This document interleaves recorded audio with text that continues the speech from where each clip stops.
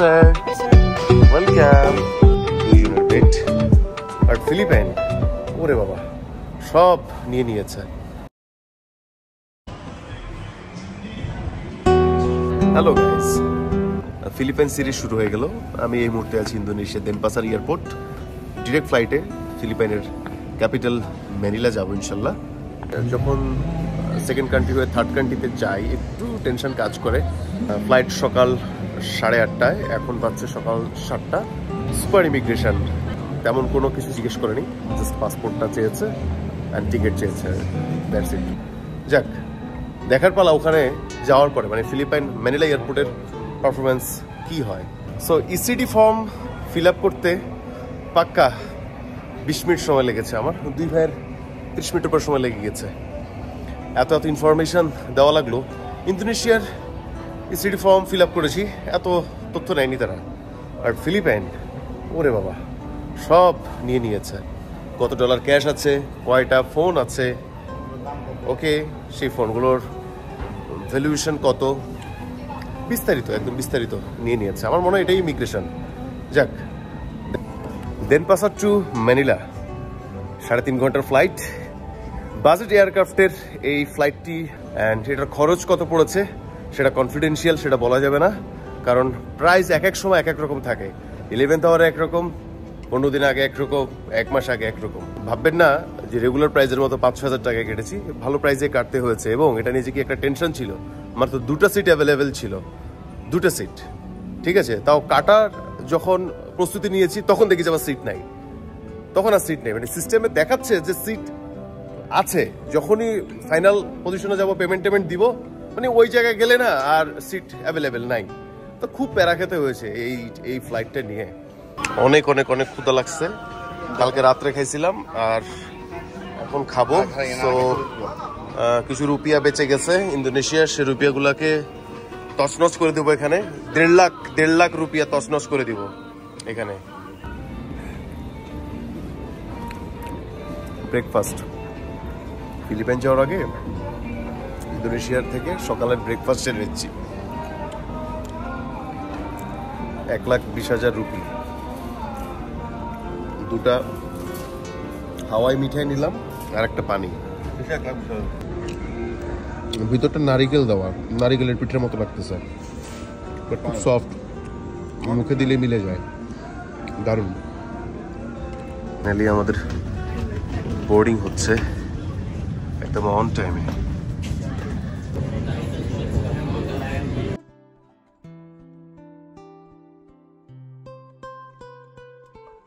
একটা budget airlines, সামনে business class seat ছিল না, আমার সিট পড়েছে একদম পিছনে 39A, বাবলু ভাইয়ের পড়েছে মিডে, আমি একদম পিছনে, বাট উইন্ডো সিট নিয়েছি। ঘুমাবো, অনেক টায়ার্ড, ঘুম যাবো। দেখা হচ্ছে ফিলিপাইনে। Take care.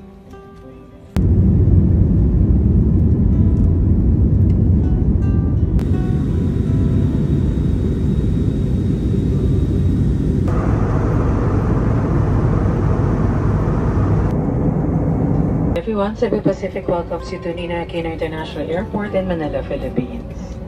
And also for guests within 5. So finally check out করতেছি এয়ারক্রাফট থেকে।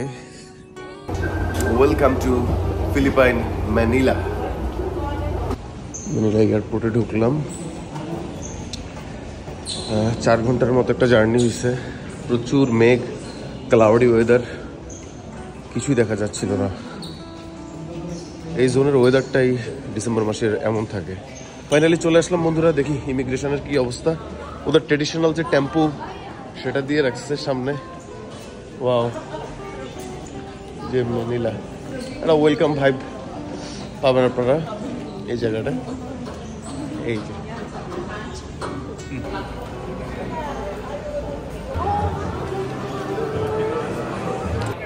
ইমিগ্রেশন কমপ্লিট করলাম আলহামদুলিল্লাহ।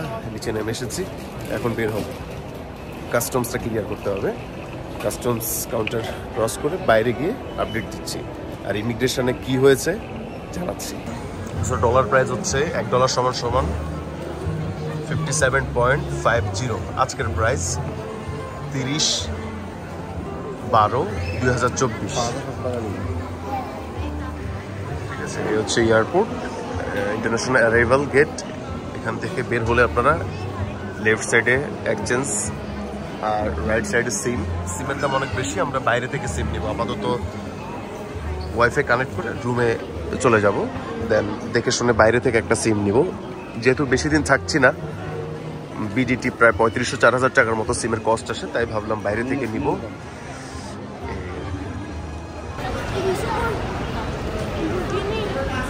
আমি মানে প্রথমে ভেবাচাকা খেয়ে গেলাম, মনে হলো যে ঢাকায় আসছি।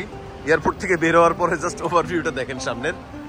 ওকে, তো এটা হচ্ছে কি ম্যানিলা মেট্রোপলিটন সিটি, অনেক জ্যাম ট্যাম থাকবে অ্যাজ লাইক বাংলাদেশের মতোই। এয়ারপোর্ট থেকে বের হয়ে ডান পাশে আসলে গ্র্যাবের বুকিং অফিস আছে। নর্মালি আপনি বাইরে থেকে যদি ট্যাক্সি নিতে হয় অনেক টাকা চাইবে, আমাদের কাছে 1800 পেসো চেয়েছে, যেটা কিনা আমরা গ্র্যাবে মাত্র 300 পেসোতে পেয়েছি।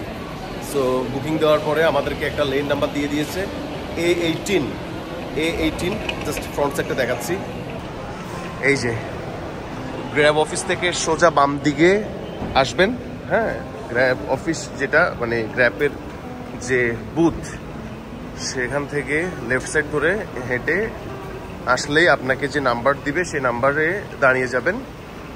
আমাদের আমাদেরকে জিজ্ঞেস করেছে কতদিন থাকবো, পেশা কি, অ্যান্ড সাথে কত ডলার রয়েছে, আমার কি কোনো ডুয়েল কারেন্সি কার্ড অথবা ক্রেডিট কার্ড আছে কিনা। আমি বলেছি যে আছে, অ্যান্ড আমার প্রত্যেকটা পেজ ভালো করে দেখলো। আর প্রফেশনের ডিটেলস জানতে ছিল, আমি যে প্রফেশনে আছি তার বিস্তারিত, আমার দায়িত্ব কি কি আসে বিষয়ে, এই তো এইসব। দেন আমাকে 30 দিনের স্টে পারমিট দিল, যদিও আমার ভিসার মেয়াদ শেষ 8 তারিখে, বাট আমাকে 30 দিন জানুয়ারির 29 তারিখ পর্যন্ত আমার এখানে থাকার পারমিট আছে। ওয়েলকাম টু ফিলিপাইন বলে আমার পাসপোর্ট ব্যাগ দিল। এই তো নাইস এক্সপিরিয়েন্স। এই হচ্ছে গিয়ে উইন্ডো ভিউ মেনিলার মতো জায়গায়। এই রুমের ভাড়া 3 রাতের জন্য অলমোস্ট 11,000 টাকা। ঠিক আছে, পারফেক্ট, 2 জনের বেড। সো এখন রেস্ট করতে হবে, ফ্রেশ হবো, দেন ঘুম। ওকে, তারপর খাবার। শরীরে এত টায়ার্ড যে খেতে যাবো সে এনার্জিটাও নাই। তো দেখা হচ্ছে পরবর্তী ভিডিওতে। কেমন লাগলো আজকের পর্ব, ফিলিপাইন সিরিজের প্রথম পর্ব, কমেন্ট করে জানাবেন। দেখা হচ্ছে, কথা হচ্ছে নেক্সট ব্লগে। Tata, good bye.